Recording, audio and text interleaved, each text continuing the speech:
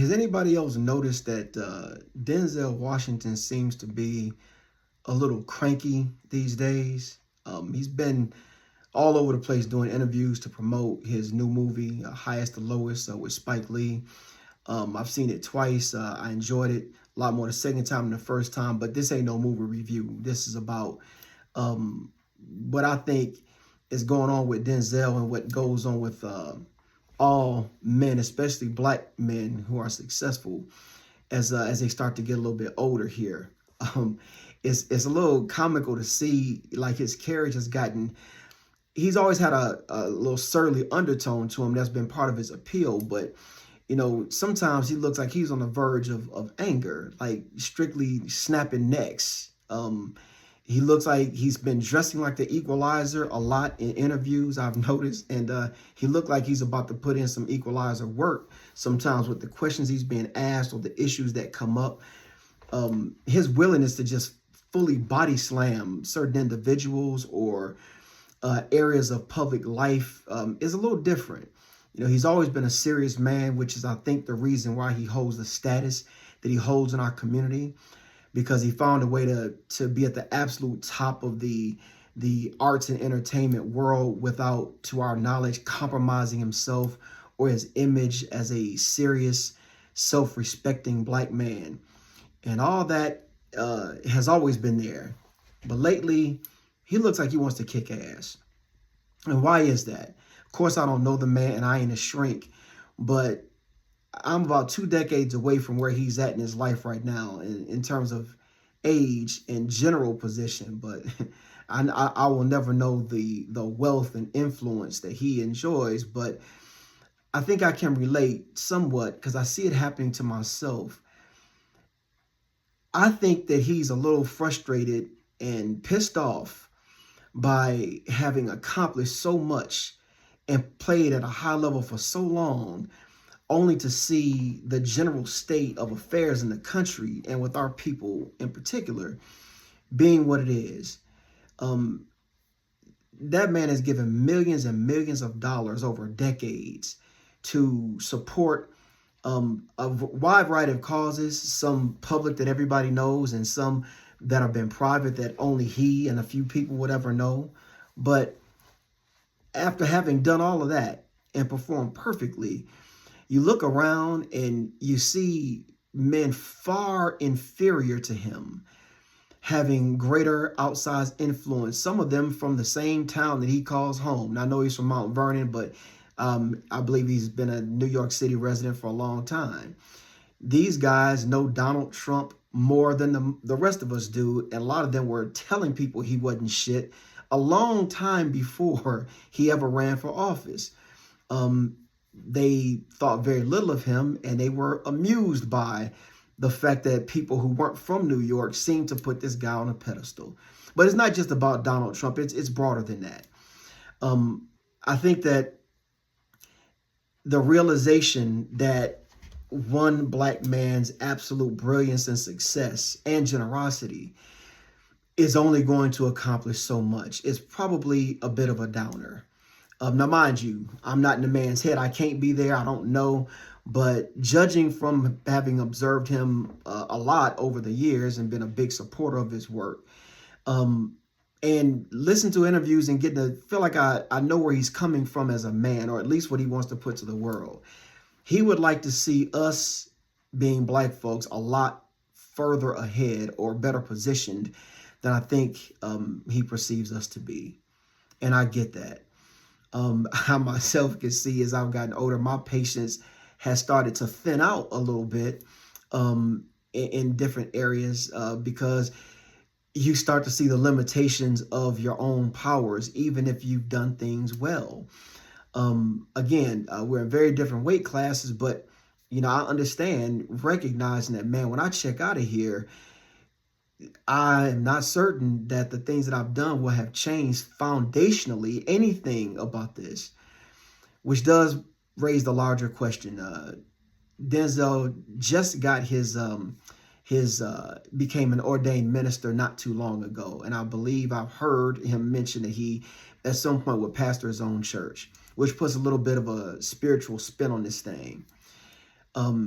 yes, he slapped around Jerry Jones publicly real good on an ESPN show by that loudmouth New Yorker that I won't even mention his name right here. And he body slammed all of these sports journalists or whatever who've never played the game, who have all these opinions but can't do shit but talk shit. He went in on them. And there have been other areas too, but that was particularly humorous to a lot of us. But I believe that what Denzel is seeing, what many of us at this stage of life are seeing, is that we thought we were a part of what they call the Joshua generation, that being the people who cross the burning sands and get into the promised land with your people who have been long suffering and waiting to get there. And I think he's realizing that despite his wealth and power and influence and brilliance, that's not happening. He's not a part of the Joshua generation, and even though I'm a generation under him, neither am I. I'm not even positive that we're the Moses generation. That's who led the people through the wilderness, up to crossing over into the promised land, which a lot of us just presume that we were. But what if we're still wandering in the wilderness, waiting to get on path to even go to the promised land? That means that we are literally just planting the seeds of where we would like to see Black people be, what that fruit would bear down the road. Well, that's a dispiriting recognition, particularly when you have been in a position to enjoy a lot of the fruits of your own labor and see it work in other ways, but the big items just had moved. It reminds me a little bit of Bill Cosby before he got into trouble legally and all the other stuff and the controversy that followed him. Black folk had soured on Bill Cosby pretty bad over what they call the pound cake speech. Some of y'all may recall that's when a Black teenager had been murdered by a shop owner for stealing or trying to steal a piece of pound cake from the store. Horrible situation and quite a tragedy. Bill Cosby was giving a speech somewhere around that same time and just kind of unloaded on us as a culture for the fact that one of our children was stealing pound cake in a convenience store. And Black folks were really pissed off about that. People were wanting to divest him of stuff. And I think that was even before cancel culture had a name. And that name fucking sucks, by the way, but we'll tackle that another time. But before all that jumped off, Black folks were pissed and were kind of backhanding Bill Cosby. I think Michael Eric Dyson wrote a book about that. That's my Detroit brother. Asking, has Bill Cosby lost his mind? And of course, he's doing a scholastic deep dive into the reasons why this young man may or may not have been stealing pound cake in the store. Well,